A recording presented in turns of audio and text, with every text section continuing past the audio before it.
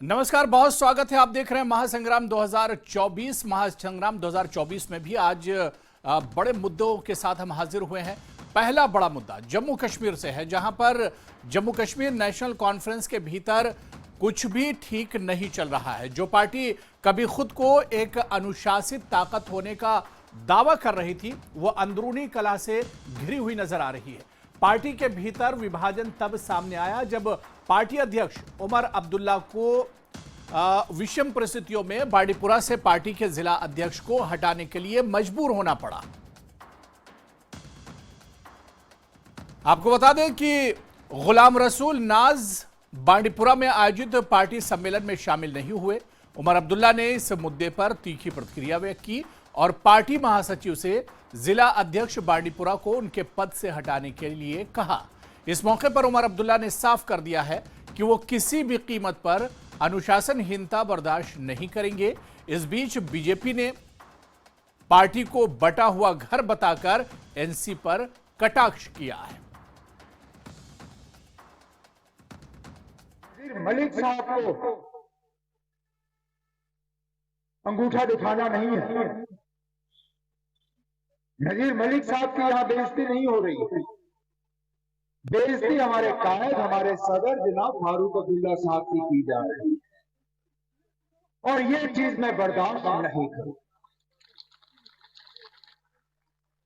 इसलिए सागर साहब, जो भी नेशनल कॉन्फ्रेंस का इस जिले का ओहदेदार है, जो इस प्रोग्राम में आज नहीं है, उसको फौरी तौर उस ओहदे से हटा दिया जाए। मैं इनडिसिप्लिन बर्दाश्त नहीं करूंगा। यहां हम में से कोई जमात से बड़ा नहीं है।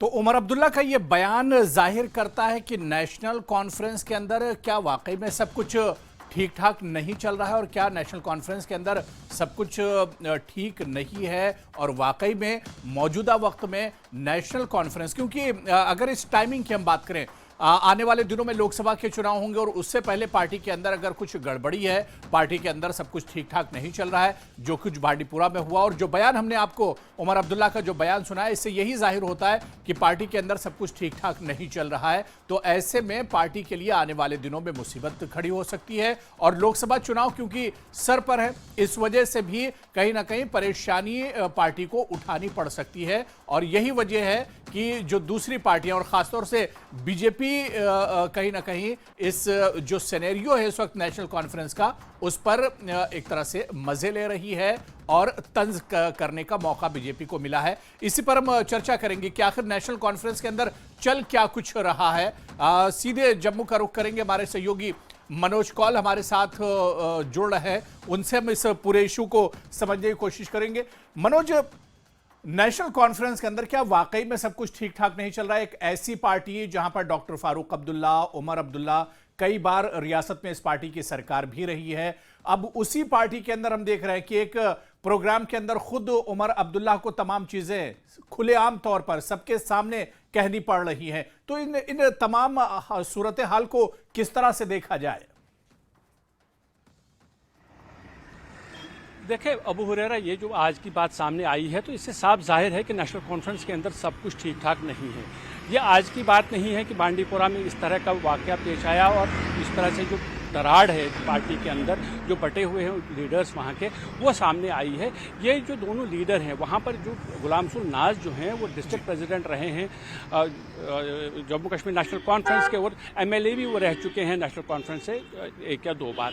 साथ ही वहाँ पर एक कॉन्स्टिट्यूंसी इंचार्ज रखे गए हैं, एडवोकेट नज़ीर अहमद जिनका नाम है, और जब वो वहाँ कॉन्स्टिट्यूंसी इंचार्ज बनाए गए तो कलह वहीं से शुरू हो गई, क्योंकि जो गुलाम रसूल नाज को ऐसा लगा कि शायद उनके ऊपर एक और लीडर को बिठाया गया है जो कि अब वहाँ पर राज करेगा, और शायद उसी की बात मानी जाएगी। पार्टी की जो हाईकमान है, चाहे वो उमर अब्दुल्ला हैं या फारूक अब्दुल्ला हैं, उनकी बात उन्हीं की बात मानी जाएगी और मेरी बात नहीं चलेगी। हमने देखा कि पिछले कुछ महीनों से जब बांडीपुरा में नेशनल कॉन्फ्रेंस की जब भी चुनाव मीटिंगें होती थी, या जो कहे कि मीटिंग्स होती थी, तो वो मीटिंगें अलग अलग होती थी। जहाँ एक लीडर जाते, जहाँ गुलाम रसूल नाज जाते थे वहाँ दूसरा लीडर नहीं जाता, जहाँ वो एडवोकेट नज़ीर जाते थे वहाँ गुलाम रसूल नाज नहीं जाते थे। तो ये जो डिफरेंसेस हैं पार्टी के अंदर बांडीपोरा में, वो पहले से ही स्पष्ट हो चुकी थी वहाँ। लेकिन आज सबसे बड़ी बात ये हुई कि जब पार्टी का वाइस प्रेसिडेंट वहाँ जाता है, पार्टी के जनरल सेक्रेटरी वहाँ जाते हैं, तमाम ओहदेदार जो हाई प्रोफाइल लोग हैं पार्टी के अंदर,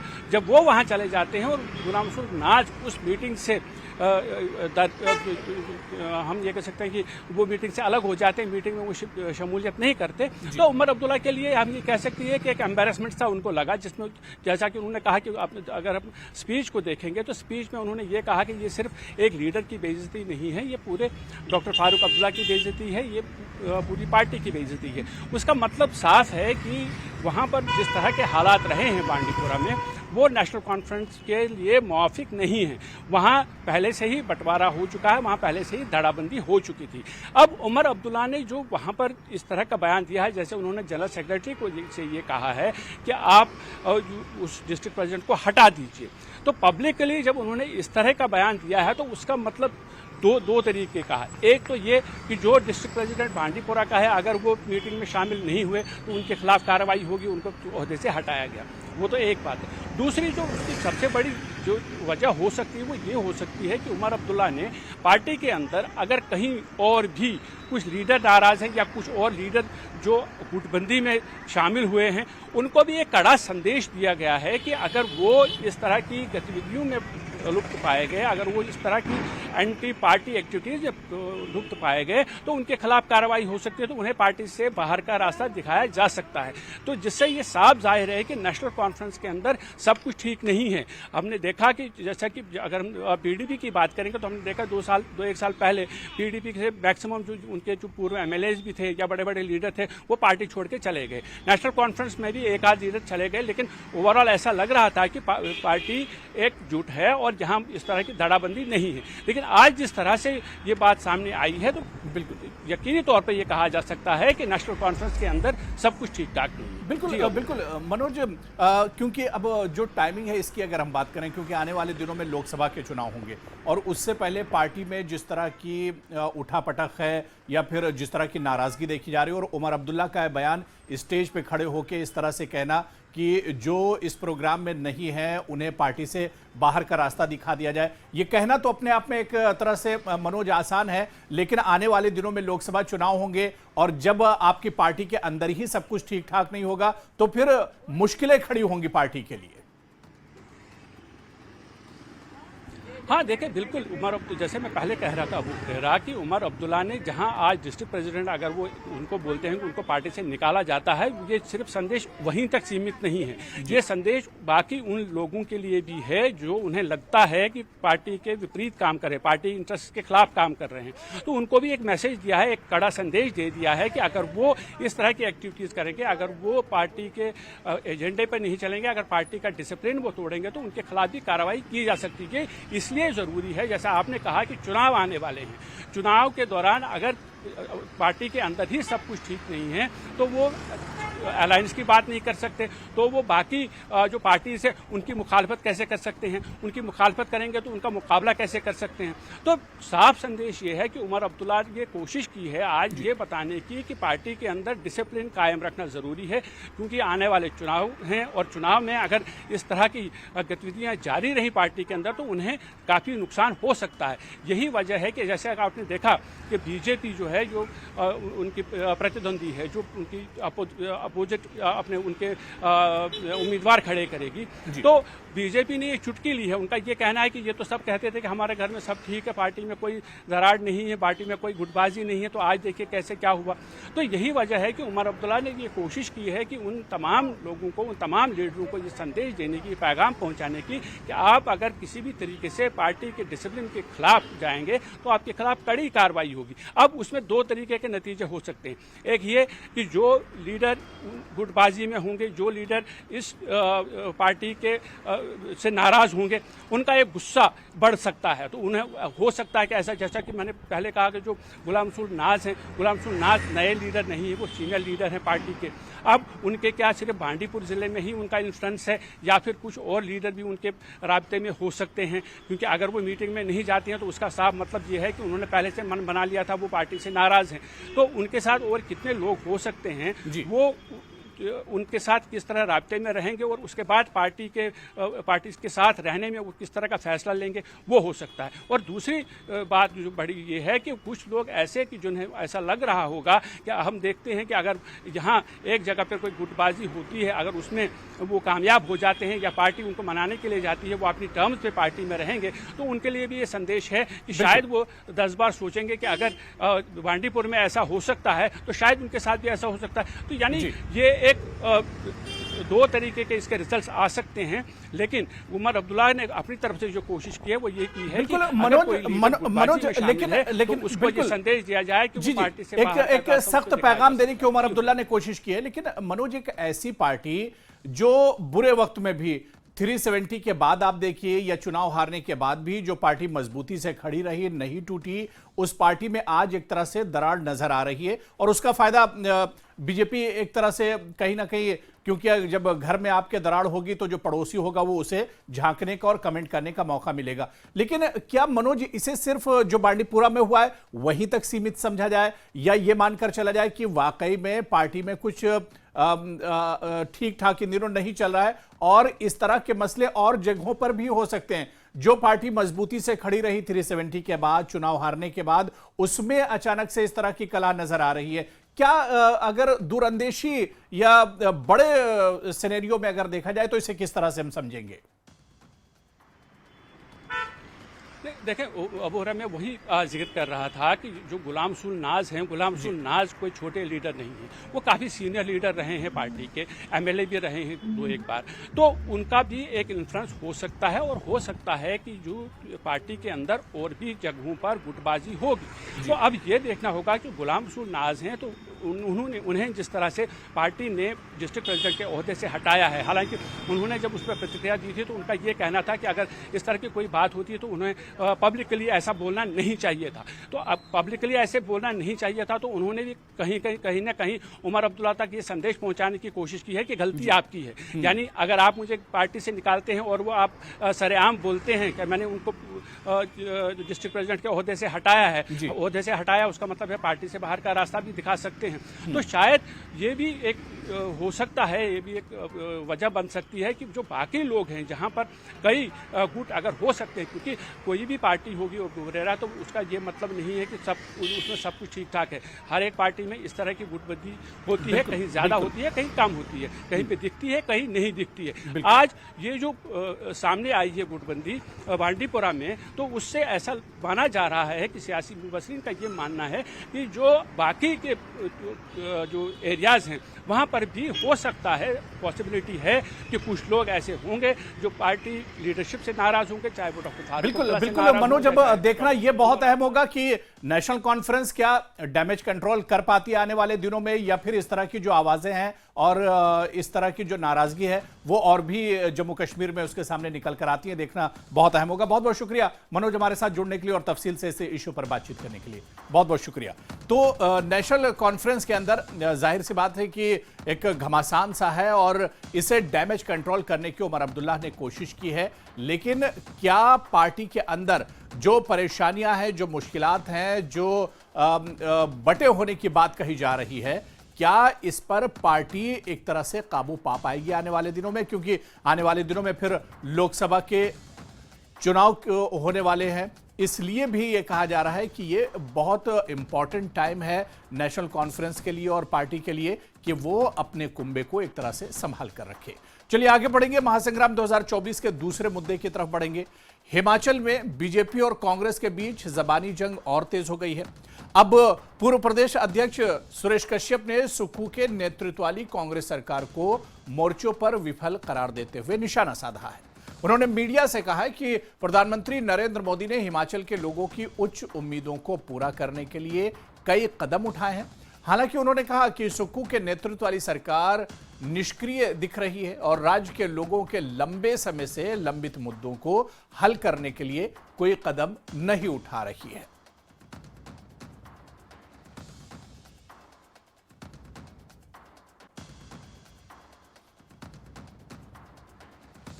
कि कोविड के समय में इसकी शुरुआत की थी, 80 करोड़ लोगों को 5 किलो अनाज और एक दाल देना, तो उसको अगले 5 वर्षों के लिए बढ़ाया है।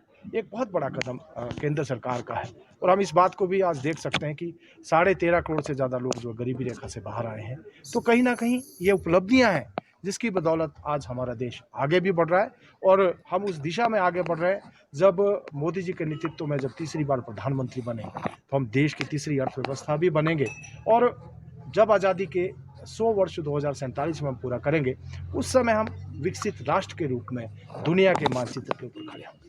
प्रदेश सरकार की एक नोटिफिकेशन है जिसमें इन्होंने जब आर्थिक पैकेज देने की बात कही, जो इन्होंने प्रदेश का आर्थिक पैकेज घोषित किया, उसमें एक नोटिफिकेशन इन्होंने की है। उसमें स्पष्ट रूप से लिखा है कि ये जो राशि है उसमें केंद्र सरकार के द्वारा मिनिस्ट्री ऑफ होम के द्वारा जो गाइडलाइंस हैं और जो पैसा एनडीआरएफ के तहत हमको मिला है उसमें से पहले पैसा दिया जाएगा और उसके बाद प्रदेश सरकार जो है राशि देगी। अर्थात जो ये घोषणा तभी संभव इन्होंने तब नोटिफिकेशन की है जब केंद्र सरकार ने पैसा दिया है। अगर ऐसा नहीं होता तो ये अपने नोटिफिकेशन में ऐसा नहीं लिखते, लेकिन इन्होंने स्पष्ट रूप से लिखा, शायद 13 सितंबर की नोटिफिकेशन है जिसमें इन्होंने स्पष्ट रूप से लिखा है कि हम जो पैसा जो देंगे वो केंद्र सरकार की गाइडलाइंस के अनुसार और केंद्र सरकार ने जो राशि हिमाचल प्रदेश को दी है उसमें से देंगे। अर्थात प्रदेश सरकार झूठ बोलने का प्रयास कर रही है, ये झुटलाने का प्रयास कर रही है, लेकिन स्वयं उन्हीं की चिट्ठी से मालूम हो जाता है, उन्हीं की नोटिफिकेशन से मालूम हो जाता है कि केंद्र के द्वारा जो है हिमाचल प्रदेश को राहत राशि मिली है।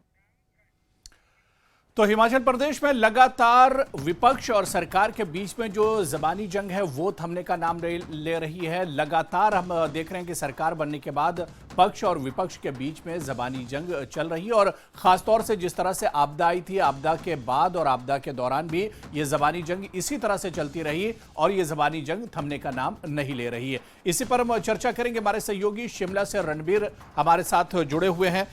रणबीर, कल भी हम आपसे चर्चा कर रहे थे कि आपदा आके चली गई, जो पीड़ित थे उनके जख्म भरे या नहीं भरे वो अलग चीज है, लेकिन आपदा आके चली गई। लेकिन एक चीज जो हिमाचल में नहीं थमी वो जबानी जंग पक्ष और विपक्ष के बीच में, सरकार में और विपक्ष में जो जबानी जंग है वो नहीं थम रही है। इसके पीछे क्या वजह है? जी हाँ, देखिए, ये हम लगातार देख रहे हैं कि जिस आपदा जिस तरह से हिमाचल में आई थी, जिस तरह से प्रभावित लोगों की परेशानियां हैं, वो अभी जो है पूरी तरह से खत्म नहीं हुई। जख्म जो है अभी इसके ताजा हैं और इनको भरने में बहुत समय लगेगा। लेकिन यहाँ पर अगर हम दोनों प्रमुख राजनीतिक दलों को देखें, कांग्रेस और भाजपा, उनकी तरफ से लगातार ये दावा किया जा रहा है। एक जो है ये कह रहा है कि हमने दूसरे से ज्यादा मरहम लगाया है। खैर, ये तो प्रभावितों को ज्यादा अच्छे से पता है कि किसने मदद जो है किस किस रूप में उन तक पहुंची है, मदद किसने की है। लेकिन सियासी जो बयानबाजी है वो लगातार जारी है। अब ये जो भाजपा के पूर्व प्रदेशाध्यक्ष हैं सुरेश कश्यप, जो वर्तमान में यहाँ शिमला संसदीय क्षेत्र से भाजपा के सांसद भी हैं, इनका जो बयान आया है, इनका बयान जो मंडी से लोकसभा सांसद है कांग्रेस की प्रतिभा सिंह, जो कांग्रेस की प्रदेशाध्यक्ष है, इन्होंने पिछले कल जो है सवाल उठाए थे और भाजपा के जो सांसद थे उन पर निशाना लगातार साधा था।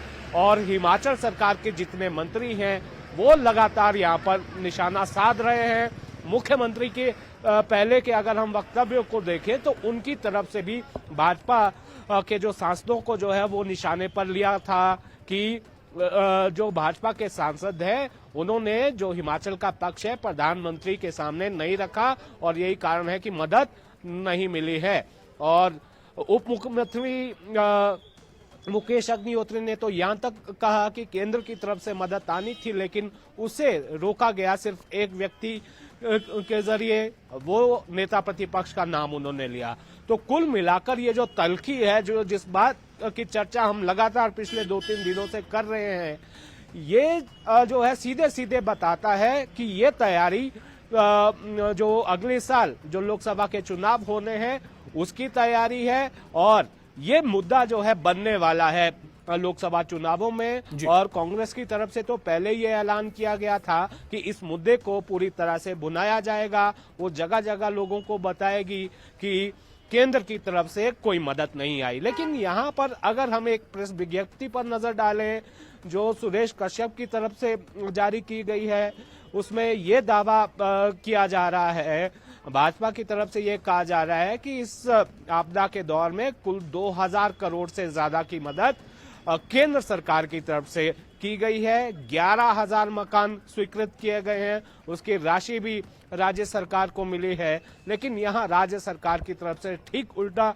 यहाँ पर कहा जा रहा है कि जो एसडीआरएफ और एनडीआरएफ की तरफ से ही जो मदद दूसरे राज्यों को मिलती है वही मिली है, और एक जो किस्त जो सर्दियों में मिलनी थी वो एडवांस जारी की गई है। कुल 750 करोड़ का आंकड़ा जो है ये दिया गया है।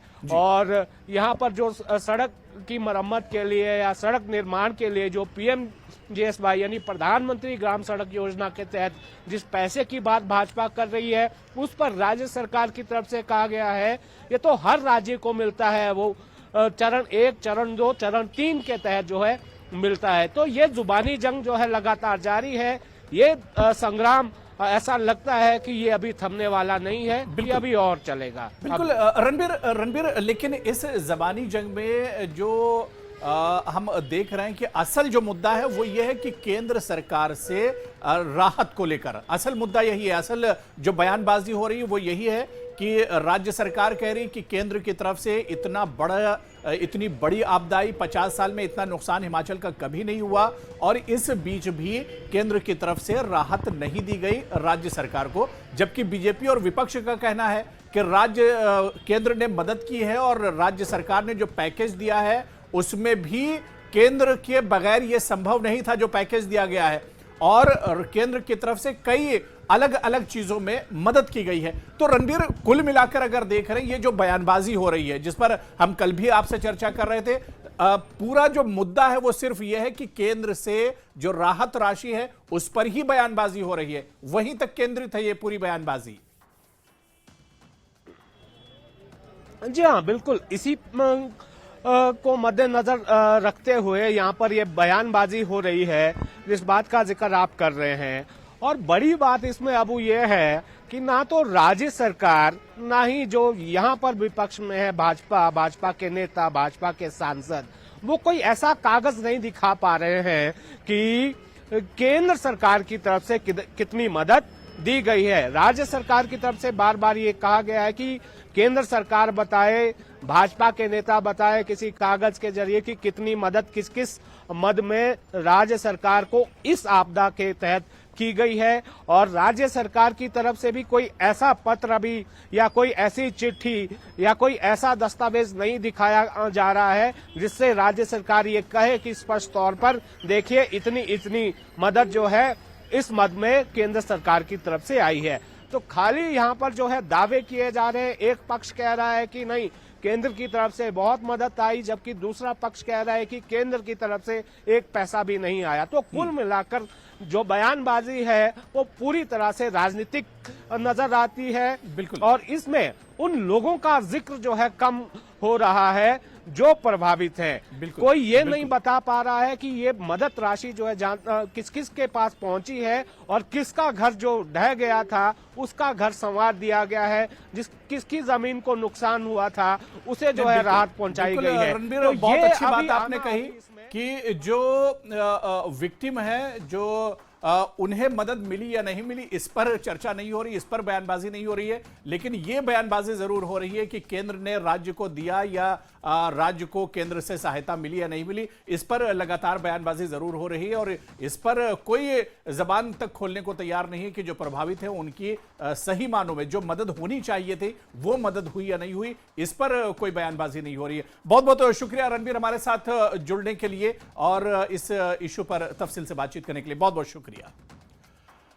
तो चलिए, हिमाचल में लगातार बयानबाजी चल रही है और यह बयानबाजी कब रुकेगी या इस बयानबाजी का फायदा आने वाले दिनों में, क्योंकि आने वाले दिनों में लोकसभा के चुनाव होने वाले हैं और हो सकता है कि इन्हीं चुनाव को लेकर यह बयानबाजी चल रही हो। तो आने वाले दिनों में इस बयानबाजी का फायदा या नुकसान किसे उठाना पड़ेगा यह देखना भी बहुत अहम होगा। तो महासंग्राम 2024 में आज फिलहाल इतना ही। नमस्कार।